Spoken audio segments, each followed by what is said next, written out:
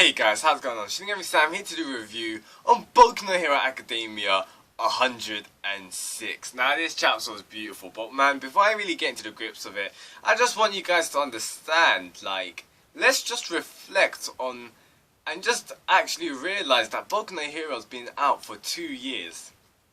2 years, July 2014, that's when I believe Boku no Hero first got serialized. Over that 2 years, we've had such greatness. We've had the sports festival, we've had the villain alliance, the Stain arc, and you guys know how much I love that Stain greatness. We've had All for One versus All Might, which was just 100 out of 10. These 2 years have honestly, I can't summarize these 2 years of being hype. All I can say is that it's just been fun, and the amount of entertainment that I've got from Boku no Hero, it's invaluable.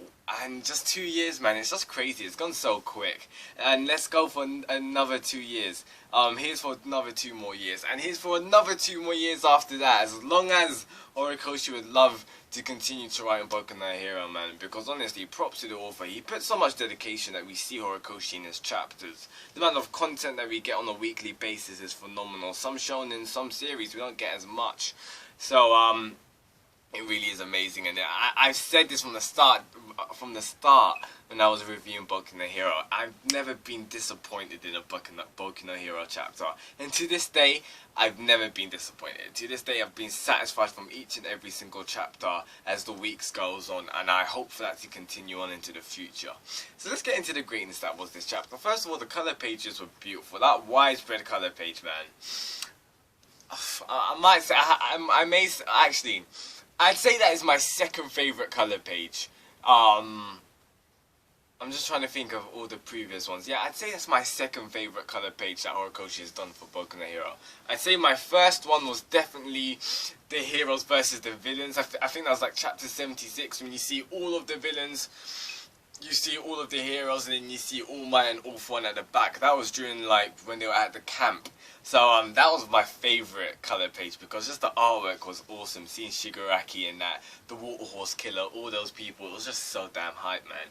Now this chapter is just awesome, especially the colour cover, I mean, because you see All Might coming in, we see him in muscle mode again, and it's just, Anyway, let's get into the chapter, man. So the chapter starts off, and then we're seeing, Shiketsu girl. To this, we still do not know her name. That's why I feel like Horikoshi's really, there's something more than meets the eye, to the eye, especially just in general, Shiketsu, this whole school.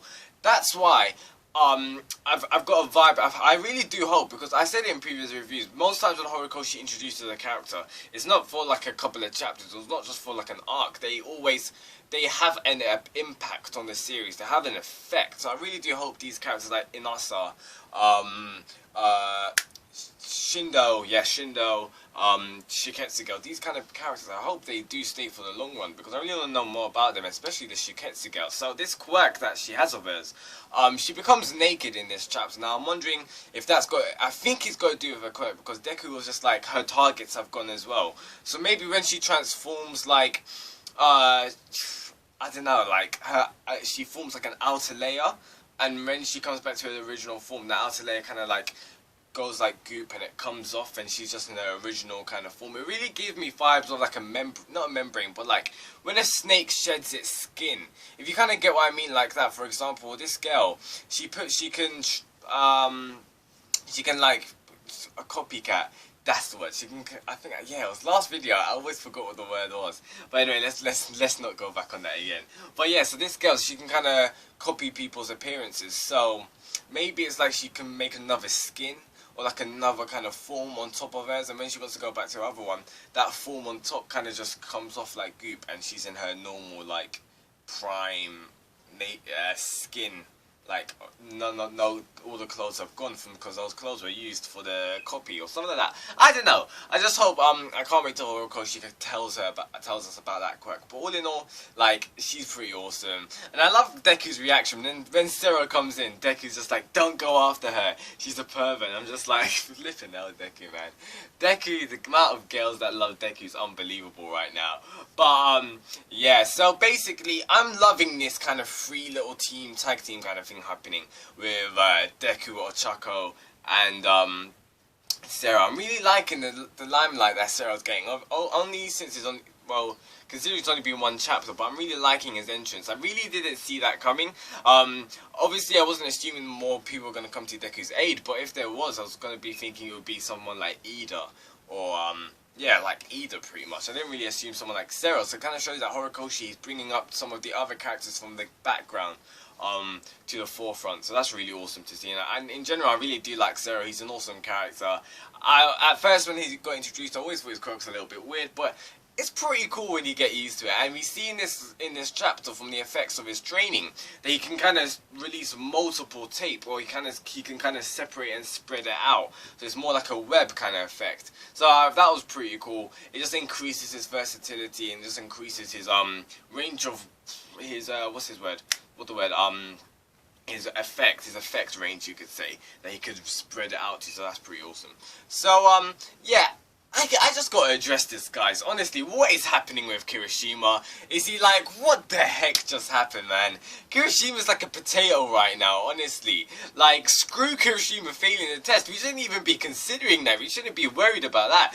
We should be worrying if like, Kirishima come back to his actual body. Like, they need to call the hospital for that. That's just like, honestly, that was so hilarious to see, because he's just holding up Kirishima like that, and I'm just like, oh man, you got the wrong straw. So we finally see freaking Kaminari. Where has he been? Maybe he's on his traitor he's doing his traitor, you know, kind of plans. But all jokes aside, yeah, we see Kaminari coming in, and so we find out that he followed Bakugou. So I really want to touch upon what Eraser had said about Bakugou and Deku's characters, but I'll touch upon it later on in the video. Now what was I gonna say? Yes, with this guy. So I don't know what his quirk is, because we see that he can kind of like compress people or like mold them together or something. But then we see him when he's talking to Bakugou, and Bakugou's kind of urging him on. He like creates like a massive hand behind his back. So I'm not really sure about that quirk. Maybe you guys can give me your thoughts in the comments below on that. We'll have to see in the next couple of chapters. But I'm really excited for this fight. Honestly, I'm just excited to see Bakugou kind of, you know, fight, because it's been some time. Think about it. Bakugou was kidnapped. Even before that, his fight with Moonfish, was that his name? Or Moonshine, Moonstar, something like that. That psychopath. Yeah, that psychopath kind of villain. Yeah, that kind of got not off screen, but we didn't get a lot of content on that. So I really do hope we see the effects of Bakugou's kind of training in this chapter. So not in this chapter, sorry, in the next chapter's coming, and I'm really interested in this guy's quirk, because it seems very versatile. Maybe with that hand, he used it to like crumple the Kirishima, because when he did release it, Kaminari was like, oh no, he's doing it again. So maybe with using that massive hand, he just like crumpled Kirishima.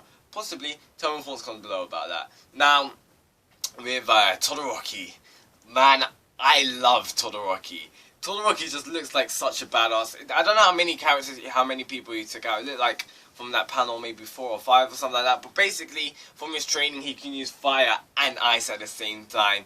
Todoroki is just a badass in my opinion, but we find out that basically he hasn't fully come to terms of mastering it yet. He hasn't fully mastered it because his movements are still a little bit sluggish. And that kind of makes sense, because we know that the effects of him using his either hot or using his ice, it has an effect on his body. His body's not immune to it. For example, if he uses his ice for a long time, his body gets cold. If he uses his heat for a long time, well, you know what would happen. So he kind of uses one side or the other to kind of cool him down. So he uses his powers to thermoregulate himself. Now, he needs to control his powers where his body doesn't get affected by it. So he needs to increase his physical limitations on his quirk, you could say. So that will be for later training sessions and that. All I know is that from this chapter, that was just a straight foreshadowing for Inasa versus Todoroki. I really want to know, because honestly, the mystery behind Inasa just heightens. It just increases, because Todoroki is just like, if he got recommended, I should have seen him. So surely Todoroki should have met Nasa in the past. Maybe he has, but the way Todoroki framed it seemed like he didn't. So yeah, but either way, from the shade that Inasa gave Todoroki, it's like he's got a little bit of a grudge against him or something, a little bit of negativity towards Todoroki. I'm not really sure. Either way, I'm just excited because I'm taking that as Horikoshi being like, yeah guys, you're gonna get a Nasa vs Todoroki fight. And I'm like, the readers, we're just like, yes, bring it to us, Sensei, bring it to us. So I really can't wait for that to happen. That has to happen. If it doesn't happen, guys, I will be so bummed out, because that would just it would be such an awesome fight. Anyway, so at the end of this chapter, Aizawa Sensei comes in, and this is what I really want to talk about. This is what I'm excited to talk about. This chapter ending was beautiful. The path of Deku and Bakugou, people would call it as like straight contrast. Like people would call it as south and north, just in their mannerisms, just in their behavior. But it's actually different. No, it's actually extremely similar. The character development between Deku and Bakugou is different, but the paths that they're going along are the same. Their actions, of the way that they've impacted people, are the same. We see in this chapter how Aizawa Sensei was like, oh, they've managed to pass along their zeal to the others. And think about it. They have. Think of the introductions when we first seen Zero. We first saw Ochako. Ochako really just wanted to do it for the money. Well, yeah, for the money to support her family. With Zero, we really do not know. Now, or like with Ida, see all the other characters. Now see the effect that Bakugou and Todoroki and Deku has had on them. Bakugou and Deku, they're becoming leaders. People are following them. They don't know why. They're subconsciously following them. They're subconsciously led to them, and that's just like All Might. So they really are going to be the symbol of pillars, the symbol of peace in the future. And that's what I said ages ago, during the All Might vs All For One fight. I had a theory of maybe there'll be multiple symbol of pieces, because I remember in the All Might vs All For One, the problem was that everyone put their burdens on All Might. All Might was the only symbol of peace, so when he went down, society crumbled. That's why I had a theory of maybe there'll be many symbol of pieces, like Deku, Todoroki, Bakugou, Tokiyami. That's what I thought, and it kind of seems like Bakugou and Deku will probably be at the forefront of this pillar, especially how they're able to lead people. So that really touched upon to me. That's just amazing character development, especially seeing how far Bakugou has come, you know, to be leading people, even though he's still got that attitude on him. But I still like it because it's staying true to character. Otherwise, it wouldn't be character development if it would be like, when Kaminari's coming on, Bakugou like, oh yeah, come along with us now. That's not Bakugou's character. So I really do like the strides that Bakugou has met in his character development. So all in all, this chapter was amazing. Color pages, awesome. Chapter, awesome. Shiketsu girl, you guys know what it is, she's awesome. Inasa coming in. Anyway, pardon me. Please tell me your thoughts, comment below what you thought of this chapter. If you liked anything that I had to say, please drop a like. It would be greatly appreciated. Shinigami-sama, and I'll see you next week for chapter 107. Peace out, guys. Goodbye.